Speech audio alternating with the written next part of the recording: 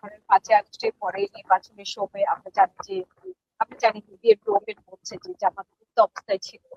আসলে জামাত মুক্ত ছিল না, শিবির মুক্ত থেকে ছাত্রলীগের মুক্ত ছিল।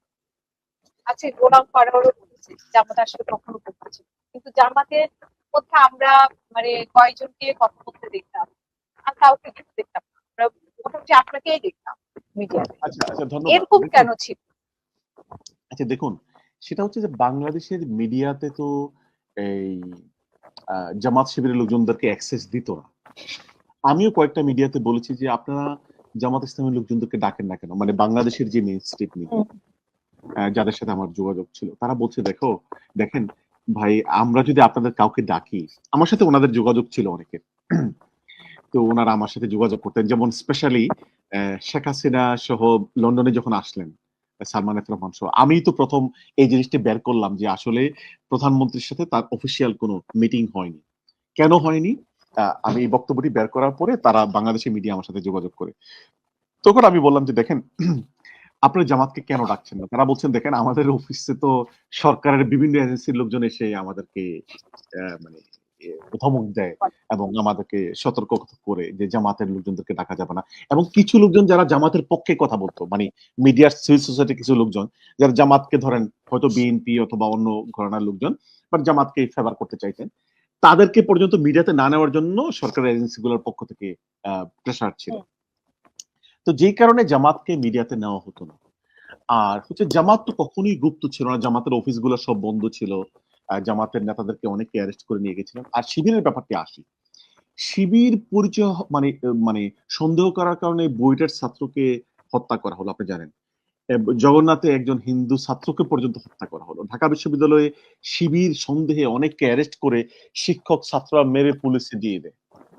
তখন শিবিরের কিছু ছেলেরা, তারা হয়তো মানে নিজে মানে নিজের জীবন বাঁচানোর জন্য তারা হয়তো ছাত্রলীগের মিছিলে কখনো গিয়েছে, কিন্তু তারা ছাত্রলীগ করেছে এবং এই কথাটি যেখানে একেবারে গণহারে বলা হয়, এই কথাটি একেবারে ভুল।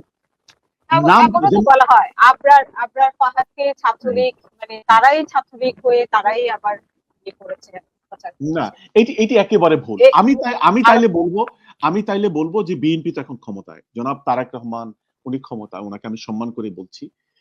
উনি যদি এই কথাটি বিশ্বাস করেন, তাহলে উনি একটি নিরপেক্ষ তদন্ত করুন না, যে আবরার ফাহাদকে কারা খুন করেছে, বিশ্বজিৎকে কারা খুন করেছে। আচ্ছা, বিশ্বজিতের হত্যার তো বিচার হয়েছে, তো সেখানে কি শিবিরের কেউ কি জড়িত ছিল, এটা প্রমাণ হয়েছে? প্রমাণ হয় নাই। সুতরাং এই কথাটা কিন্তু একেবারে ভুল। আমি মনে করি যে জনাব তারেক রহমান এবং বিএনপি যেটা গুপ্ত যেটি বলছেন, এটি রাজনৈতিক কারণে বলছেন। আমি একটি ছোট্ট করে ব্যাখ্যা দিই।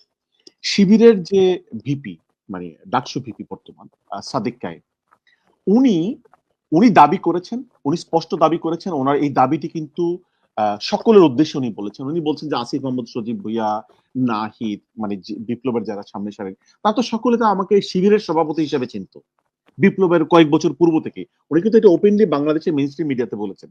তো ওনারা বলুক না যে ওনারা তাকে শিবিরের সভাপতি হিসেবে চিনতেন না, সবাই চিনতেন। হ্যাঁ, উনি একটা কৌশল অবলম্বন করেছিলেন। ওনার নামটি ছিল মানে মানে সবাই চিনতেন ওনাকে সাদেক কায়েম হিসেবে, বাট মিডিয়াতে যখন ওনার নামটি যেত, তখন উনি সালমান নামটি ব্যবহার করতেন। ওনার নাম ছিল সাদেক কায়েম, সবাই ওনাকে সাদেক কায়েম নামেই চিনতেন। তো মিডিয়াতে যখন নামটি যেত, এবং যেই দিন চ্যানেল আইয়ের ওখানে যে সাংবাদিক সম্মেলন হলো, সেখানে ছিল সালমান সাদেক কায়েম, এভাবে খেয়াল করে থাকবেন। তো এটি তো গুপ্ত না, উনি টেকনিক্যাল কারণে উনি একটি নাম ব্যবহার করেছেন, বাট উনি ব্যক্তি সাদিক কায়েম, ওনাকে তো সবাই চিনতেন যে উনি শিবিরের সভাপতি, উনি তো সেটা ওপেনলি বলেছেন। তো উনি তো আর ছাত্রলীগ করেন নাই। এগুলো তো হচ্ছে ভুল বক্তব্য, ন্যারেটিভ। তো কিছু ছেলে হয়তো শিবিরের, কিছু ছেলে সমর্থক হয়তো ছাত্রলীগের মিছিলে গিয়েছে জীবন বাঁচানোর জন্য, তো এটি তো গুপ্ত থাকা নয়, এটি তো ছাত্রলীগ করা নয়। ছাত্রলীগের মানে কোন পোস্টে ছাত্র শিবিরের কোন নেতা আজকে যাদেরকে আমরা দেখছি, কেউ ছিল সেটি প্রমাণ করতে পারেনি। তো যে উদাহরণটি দিলাম। জি, তাহলে সেইভাবেই কি আমরা বলবো যে এখন যে সার্জিস আলমের কথা বলা হয়, হাসনাতের কথা, তারাও কি সেরকম সাদিক কায়েমের মতোই কৌশল অবলম্বন করেছে, নাকি তাদের ক্ষেত্রে ব্যতিক্রম বিষয় আছে যে দেখুন ছাত্রলীগের সাথে মিশে থাকা? দেখুন সাদিক হাসনাত এবং সার্জিসের ব্যাপারটি আমি খুব বেশি করে বলতে পারবো না, কারণ ওনাদের ব্যাপারটি তো ওনারা তো শিবির করতেন না। ওনারা তো শিবির করতেন বলে ওনারা কিন্তু কেউ দাবি করেন, ওনারাও দাবি করেন না এবং অন্যরাও দাবি করেন না। কিন্তু শিবিরের যে সাদিক কায়েম ফরহাদ, ওনারা তো শিবির করতেন, শিবির দায়িত্বে ছিলেন, ওনারাও দাবি করেন। সুতরাং ওনাদের ব্যাপারে এই অভিযুক্তি আছে কিনা, কোনো প্রমাণ আছে কিনা যে ছাত্রলীগের কোনো যেটা পোস্ট তথ্য বলা হয়। দখল করেছে, হ্যাঁ, সুতরাং সেটি তো নাই। তো আমি আরেকটি কথা বলছিলাম যে বিশ্বজিতের কথা, বিশ্বজিতের হত্যাকারীদের সাথে কি শিবিরের কোনো সম্পর্ক আছে? নাই, কেউ পায় না। সুতরাং আজকে যদি শিবিরের যারা পোস্টেড নেতা তাদের সাথে যদি ছাত্রলীগের সম্পর্ক থাকতো তাহলে এই কথাটি আসতো। আর হাসনাত সার্জিস আলম শিবির জামাতের শিবিরের কোনো পোস্টেড নেতা ছিলেন না। ওনাদের ব্যাপারে আমি মানে খুব করে কমেন্ট করতে পারবো না। হ্যাঁ, ব্যাপারটি এমন হতে পারে যে বিশ্ববিদ্যালয় হলে থাকার জন্য, যেটা সার্জিস বলেছেন, হলে থাকার জন্য প্রেশারের কারণে উনি হয়তো ছাত্রলীগের মিটিং এ কখনো গিয়েছেন। কিন্তু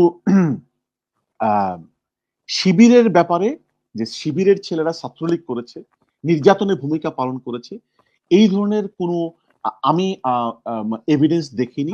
আমি বলবো এটি একেবারেই রাজনৈতিক প্রপাগান্ডা।